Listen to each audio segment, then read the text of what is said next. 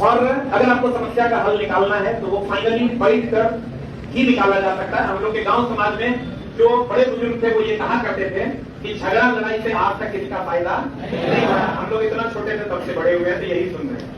और हमको ऐसा लगता है कि खान सर और रोशन सर को इस विवाद का मिलकर सॉल्यूशन निकालना चाहिए, लेकिन अब थोड़ा देर हो गया है। देर इस बात का हो गया है कि रोशन सर जेल चले गए और खान सर पे भी बहुत सारी इंक्वायरियां बैठी हुई है, लेकिन मेरा मानना है कि अभी भी कुछ बिगड़ा नहीं है, अभी भी सुलहनामा हो सकता है और चीजों को सुलझाया जा सकता है। रही बात कौन सही और कौन गलत की, अगर आप ये सोच रहे हैं कि इस धरती पे कोई भी आदमी 100% सही नहीं है और 100% गलत नहीं, आप कहिएगा ये कैसे, तो एक बार आप अपने दिल से पूछिएगा, आप किसी भी आदमी को 100% सही कभी नहीं कर पाइए और 100% गलत भी नहीं कर पाइए। हाँ, लेकिन उस रात जो खान सर ने बयान दिया, इस बयान की हम बड़ी निंदा करते हैं और खान सर जैसे जिम्मेवार आदमी को यह बयान नहीं देना चाहिए कि मैंने अपनी आंखों से 10 राउंड गोली चलते हुए देखा, जिस बयान पे आज वो नहीं है।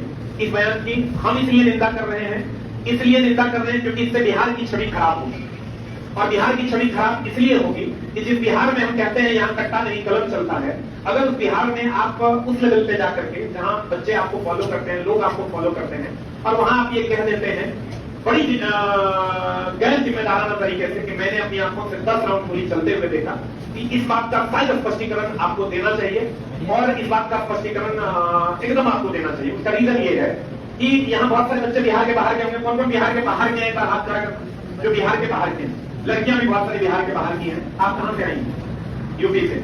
आप लोग वो देखो, वो बंगाल से आई है, झारखंड से, बहुत बच्चे महाराष्ट्र से भी यहाँ आते हैं।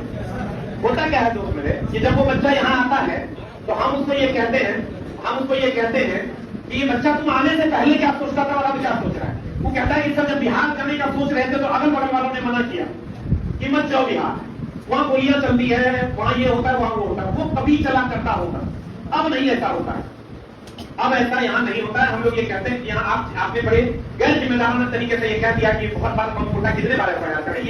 ये स्टेटमेंट भी हमको लगता है कि आपको नहीं देना चाहिए था। अब उससे नुकसान क्या है? देखिए, जो बच्चे आपसे पढ़ने के लिए बिहार के बाहर से आपके पास आना चाहते थे, हमारे पास आना चाहते थे, क्या वो बच्चे अब हिम्मत कर पाएंगे? क्या उनके माँ पिता हिम्मत कर पाएंगे? और बिहार की छवि कहीं ना कहीं थोड़ी सी खराब तो हुई है और ये बड़े जिम्मेदारी से आपको एक्सेप्ट करना चाहिए और आपको ये एक्सेप्ट नहीं करना चाहिए कि मैंने उस रात क्या देखा। अगर सच में आपने फायरिंग करते हुए देखा, इसका मतलब कहीं ना कहीं पुलिस को इस बात का जिम्मेदारी लेना पड़ेगा कि ये फायरिंग क्यों हुई और ये गोलियां कहां से आई। और अगर आपने नहीं देखा तो आपने क्यों ऐसा बोला, इस बात का स्पष्टीकरण आपको और पुलिस को देना पड़ेगा। पुलिस ने अपना स्पष्टीकरण दिया है, आगे क्या होता है देखेंगे।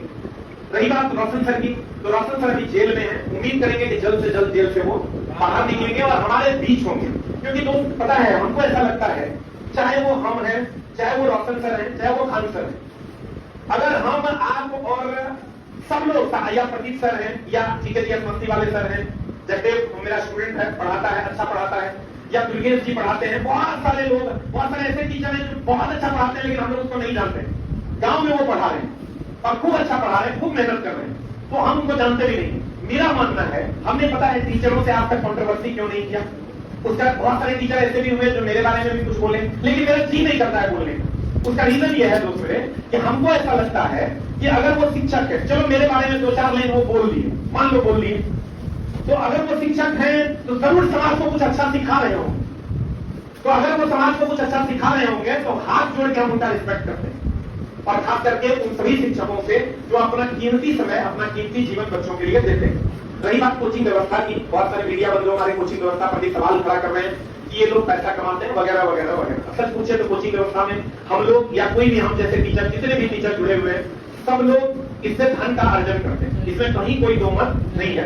और हम लोग की कमाई ज्यादा होती है क्योंकि जो इस फील्ड में 1 नंबर 2 नंबर 3 नंबर पर है उनके पास बहुत ज्यादा बच्चे हैं और जो 5 नंबर पर है उनके पास कम बच्चे हैं। एक तो बच्चों को बहुत जगह पढ़ने का मौका मिला और एक वो टीचर जो बहुत अच्छा कर पा रहे हैं वो अपने लिए बहुत अच्छा पैसा भी जनरेट करते हैं। तो इसमें कहीं कोई दो मत नहीं है और इसको हम बहुत प्यार से एक्सेप्ट करते हैं। हाँ, लेकिन हम शिक्षक हैं, हमको इसकी मर्यादा नहीं भूलनी चाहिए। ये विवाद पोस्टर से शुरू हुआ था, बैनर पोस्टर से शुरू हुआ था और हमको ऐसा लगता है, ये मेरा अपना मानना है कि आप जैसे बड़े टीचरों को जो कि आप लोग हैं, आप बिना पोस्टर के भी रहिएगा तो उतने बच्चा जाएगा जितना पोस्टर लगा के जाएगा।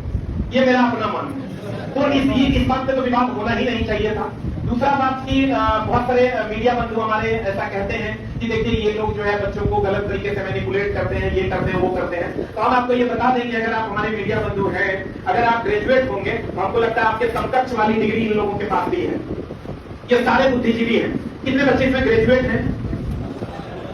तो क्या इन सभी ग्रेजुएट बच्चों को मूर्ख बनाया जा सकता है? इसका तो मतलब यही हुआ। और मेरा मानना है, अभी देखिए ये लड़कियां पढ़ रही हमारे क्लास में, हम ये नहीं कहते कि सबसे कम फीस में हम पढ़ाते हैं कि वो पढ़ाते हैं। सबका अपना अपना दायरा है फीस लेने का, सब अपने अपने हिसाब से फीस करते हैं। किसी की मजबूरी नहीं होती है कहीं एडमिशन लेने की, वो अपने मन से एडमिशन लेता है बच्चा, और सारे बच्चे ग्रेजुएट हैं। तो ये जो अभी बच्चे पढ़ रहे हैं, क्या आप लोगों का भी टेस्ट का फीस लगता है? लड़कियों का मेरे यहाँ दिव्यांगों का कोई फीस नहीं लगता। ये तो दिव्यांगों का किसी बैच में नहीं लगता, लड़कियों का टेस्ट में नहीं लगता। ऐसे ही वो लोग भी